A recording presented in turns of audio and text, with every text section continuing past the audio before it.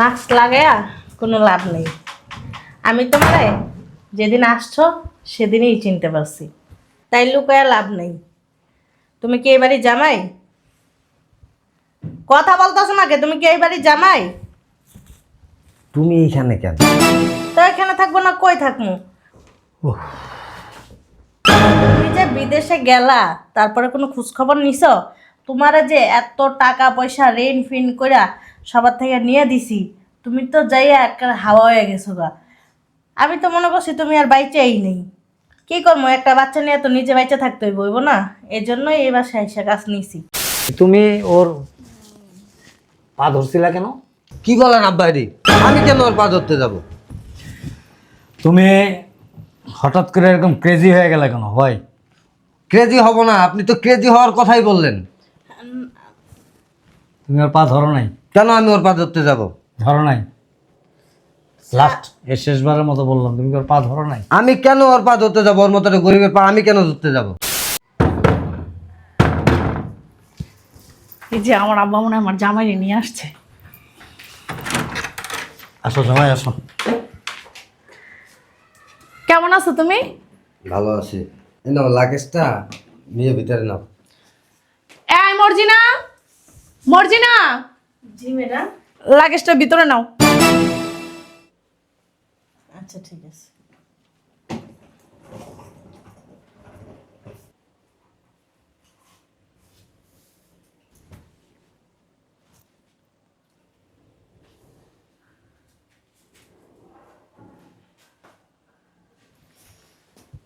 কি ব্যাপার, তুমি মাস্ক পরলা কেন? আরে অনেক ধুলা ময়লা। ধুলামেলা কোথায়? বাসার ভিতর ধুলামেলা আসলো কোথা থেকে? তুমি তো এখানে থাকো, তুমি টের পাবা কিভাবে? আমি তো বাইরেতে আসি, যে কত ধুলা ময়লা, নাকি আমার গেলে সমস্যা হবে আমার। বাইরে থেকে আসছো তখন কি ধুলা লাগে নাই? এখন ধুলা লাগলো? হয়েছে তো, জামাইটা এত দূর থেকে আসছে, জার্নি করে আসছে, কোথায় তার একটু মানে সেবা যত্ন করবো, এটা না করে তর্ক শুরু লাগাই দিচ্ছ। যা ভিতরে নিয়ে যা, যা ভিতরে যাও, ফ্রেশ হও। ঠিক আছে, তুমি ফ্রেশ হও, আমি খাবার দিচ্ছি। যাও। বাবা তুমিও ফ্রেশ হও, আমি খাবার দিচ্ছি।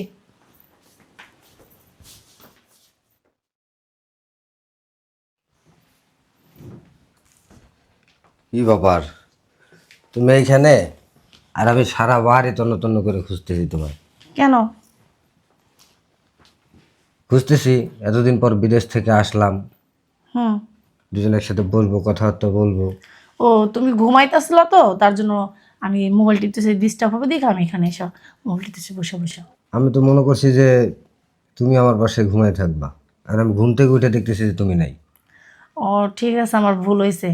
তো এখন তো 6টা বাজে, তো তুমি চা খাবা না নাস্তা খাবা বলো, আমি তোমার জন্য একটা কিছু করে নিয়ে আসি।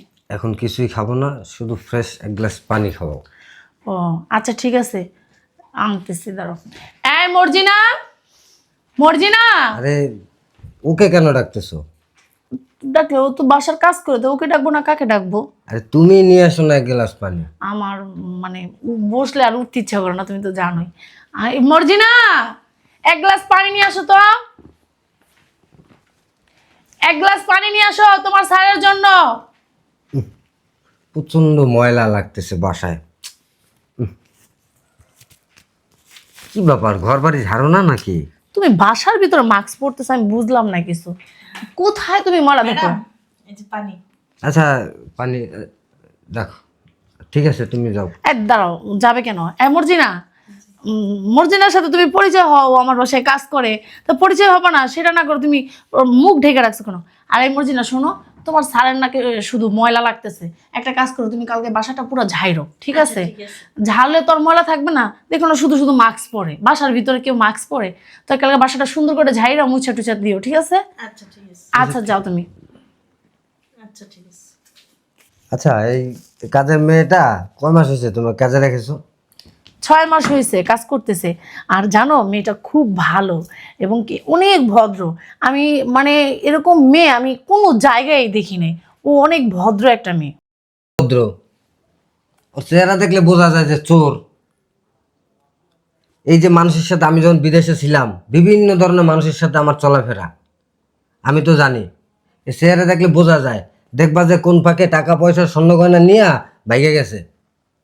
এটা আবার কেমন কথা? কেমন কথা না, ওরা যত তাড়াতাড়ি পারো এখান থেকে বের করো। এতদিন ধরে আমার বাসায় কাজ করে, কখনো আমি ওকে অনেক ট্রাই করছি, এখানে টাকা ফালাই রাখছি, ওখানে স্বর্ণের কানদুল ফালাই রাখছি, কখনো ও ধরে নাই। এই টাকা নিয়ে আমাকে দিছে এবং কি স্বর্ণের কানদুল নিয়ে উঠে আমাকে দিছে। কখনো ও একটা জিনিসও এদিক থেকে এদিকে নাড়ায় নাই, আমার কাছে জিজ্ঞেস করছে। আর তুমি বলতেছো এরকম, আমার মনে হয় না ও এরকম মেয়ে। বলদের মতো কথা বললো না। এরকম জুয়ান জান একটা মেয়েকে বাসায় রাখে, কখন কি দুর্ঘটনা ঘটে যায় বলা যায় এগুলা? এটা কেমন ধরনের কথা বলতেছে আমি বুঝলাম না। তোমার বুঝতে হইব না। হেই, আচ্ছা আমি বুঝলাম না একটা ব্যাপার, ও এত সুন্দর একটা মেয়ে, ভদ্র একটা মেয়ে, ওরে দেখলে ওর ভালো লাগে না, আর ওর দেখলেই না, ওরে ডাক দিলেই না দেখে ও মাস্ক পরে। আমি ব্যাপারটা বুঝতেছি না, কেমন কেমন জানি আমার লাগতেছে এটা কোনো। আচ্ছা ঠিক আছে, যাই ভিতরে যাই।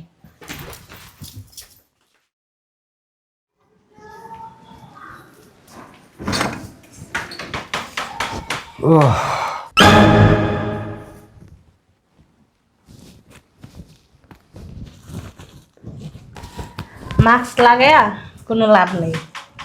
আমি তোমারে যেদিন আসছো সেদিনই চিনতে পারছি, তাই লুকায়া লাভ নেই।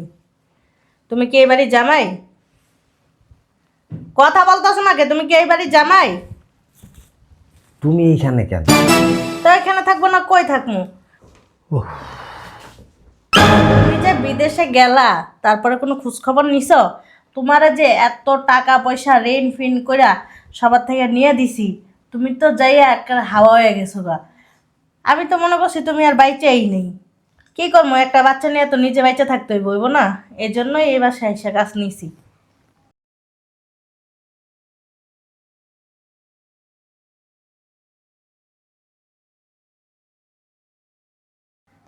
আরে শোনো, আমি তো সবে মাত্র বিদেশ থেকে আসি। আমি চিন্তাই করছিলাম আমি গ্রামে যাইতাম তোমার সাথে দেখা করতে। তুমি জীবনও যাইতে না, বড় লোকের মেয়েকে বিয়ে করা তুমি অনেক ভালো আছো।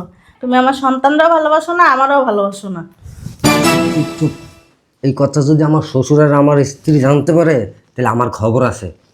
আমি তোমারও ভালোবাসি, আমার সন্তানও ভালোবাসি। দেখো তোমার পায়ে ধরছি।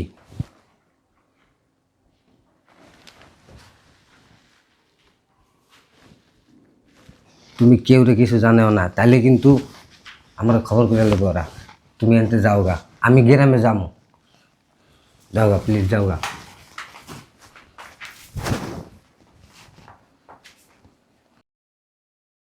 শয়তানের বাচ্চায় কাজ করার আর জায়গা পায় নাই, এই বাড়িতেই ওর মরা লাগলো। না, ওরে এই বাড়িতে খেদাইতে হইব। ওরে যদি এই বাড়ি রাখি তাহলে আমি থাকতে পারুম না। ওরে খেদাইতে হইব, যেমনি ও করে খেদাইতে হইবে এনতে।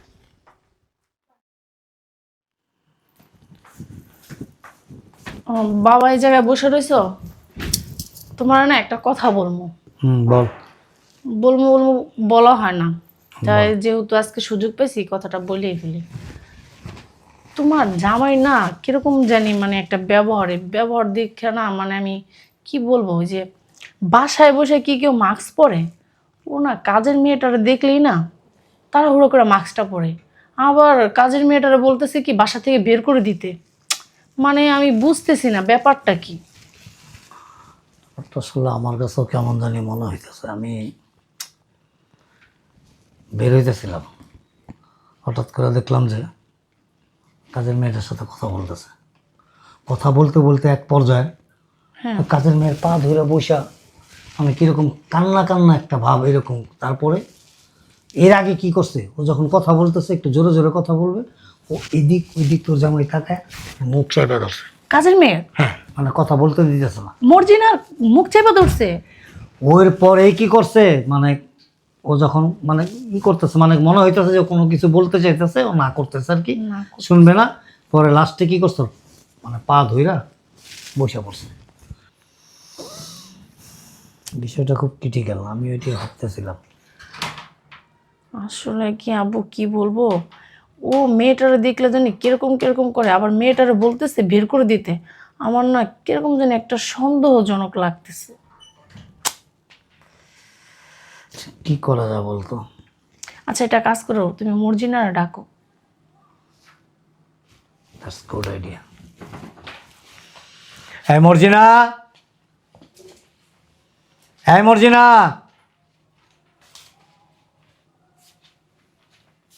জি স্যার, ডাকতেছেন আমারে? আচ্ছা, তোমাকে কি আমরা আদর করি না? হ্যাঁ স্যার, আপনারা তো অনেক ভালো মানুষ। আপনাকে মতন ভালো মানুষ আমার জীবনে আমি দেখিনি। অনেক আদর করেন আমারে।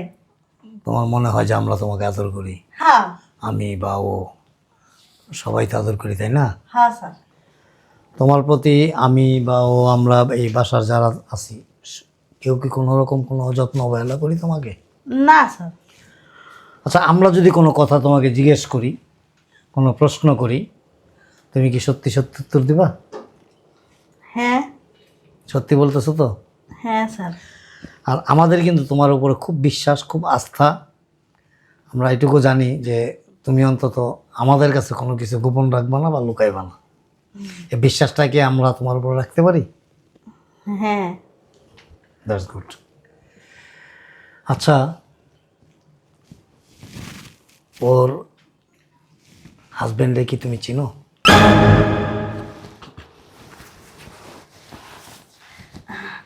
হ্যাঁ, কি বলছেন স্যার, আমি বুঝতে পারিনি। দেখো, আবারও কিন্তু একটা প্রমাণ তুমি এখন আমাকে হাতে নাতে দিয়ে দিলা। যেমন আমি ওর হাজবেন্ডের কথা বলার সাথে সাথে তুমি কেমন একটা আনইজি ফিল করলা। না আসলে ওই আমি এই একটু কাজ করতেছিলাম তো, বুঝতে পারিনি স্যার আপনি কি বলতেছিলেন। আপনি মনে হয় চা খাবেন, আমি চা। আমি যেটা বলছি ঠিক সেটার উত্তর দাও। ম্যাডাম দেখেন না স্যার কি কইতেছে। স্যার যেটা বলতেছে সেটাই ঠিক, তুমি চিনো কিনা সেটা বলো। আচ্ছা, তুমি চেনো না? না চেনো না? না স্যার। তাহলে তুমি আব্বু একটা কাজ করো, তুমি তোমার জামাইকে ডাকো ওর সামনে। এ জামাই, আমি তাহলে আসি। তোমারে কি যাইতে বলা হয়েছে? তুমি কি না। যাবা? রান্না বসাইছি ম্যাডাম কাদের জন্য? আপনাদের। আমাদের খিদা নাই, দাঁড়াও এখানে। এ জামাই, জি আব্বা, আপনারা ডাকছেন? জি আব্বা বলেন। আচ্ছা, তোমার কি কোনো রোগ টোগ আছে নাকি? কেন আব্বা, রোগ থাকবে কেন? আমার তো মনে হয় প্রবাস থেকে কোনো রোগ নিয়ে এসো তুমি সাথে করে। এটা কোনো কথা বলেন আব্বা? এই ব্যাপারটা কেন এরকম লাগতেছে বলি তোমারে। কারণ আমি দীর্ঘদিন যাবৎ লক্ষ্য করতেছি, তুমি প্রবাস থেকে আসার পর থেকেই প্রায় সময় দেখি তুমি একেবারে মানে মুখে কোনো মাস্ক থাকে না, রুমাল থাকে না, কিছু থাকে না, দিব্যি আরামে হাঁটতেছো, চলতেছো, ডাইনিংয়ে বসতেছো, ড্রয়িংয়ে বসতেছো, বেডরুমে যেতেছো। কিন্তু যখনই মর্জিনা তোমার সামনে পড়ে তখনই তুমি মাস্কটা লাগাও। এর কারণটা কি বলো তো আমাকে একটু? কারণ তো কিছু না আব্বা, আমার মনে হয় এখানে ধুলামালা আছে, আমার নাকে গেলে সমস্যা হইতে পারে। আর ও কাজ বাজ করে একটু ঘামের দুর্গন্ধ আসে, সেজন্য আমি মাস্ক ব্যবহার করি। ও আচ্ছা আচ্ছা আচ্ছা। হ্যাঁ স্যার মনে হয়। বাড়ির ভিতরে ধুলা বালু মানে মানুষে ঘুমায়া স্বপ্ন দেখে, তুমি কি জায়গা জায়গা দেখো নাকি? হ্যাঁ, জায়গা কেউ স্বপ্ন দেখে নাকি? আর ওর শরীরে ঘামের গন্ধ আসবে কোত্থেকে? ও সারাদিন থাকে এসি রুমে, ঘাম আর তো প্রশ্নই ওঠে না। আর বিশেষ করে এখন তো শীতের সিজন, এখন ঘাম আসবে কোত্থেকে? কোত্থেকে আসবে সেটা তো আমি জানি না। আমার মনে হয় কি জানো, তুমি কিছু একটা লুকাইতেছো। কি লুকাম আব্বা, কি বলেন? হ্যাঁ, আই এম শিওর। আচ্ছা, এগুলি বাদ, তুমি ওর পা ধরছিলা কেন? কি বলেন আব্বা এটি? আমি কেন ওর পা ধরতে যাব? তুমি হঠাৎ করে এরকম ক্রেজি হয়ে গেলে কেন? হয় ক্রেজি হব না, আপনি তো ক্রেজি হওয়ার কথাই বললেন। তুমি ওর পা ধরো নাই? কেন আমি ওর পা ধরতে যাব? ধরো নাই? লাস্ট এর শেষবারের মতো বললাম, তুমি কি ওর পা ধরো নাই? আমি কেন ওর পা ধরতে যাব? ওর মতো একটা গরিবের পা আমি কেন ধরতে যাব? Absolutely right. একজন গরিবের পা তুমি কেন ধরতে যাবা? দেখো তো এটা। এটা আপনি কই পাইছেন আব্বা? কি ব্যাপার? এখন কি বলবা? কি স্যার দেখি। তুমি তো ওর মুখও যাইতে ধরছো। এখন কি বলবা? ওর মুখ দেখতে দিয়েছে, ও ঠিক মতো কাজ করতেছিল না। আর না। পা ধরছো কেন? ঠিক আছে, ও কাজ করতেছিল না ঠিক মতো, জন্য মুখ চাপা দিয়ে ধরছো।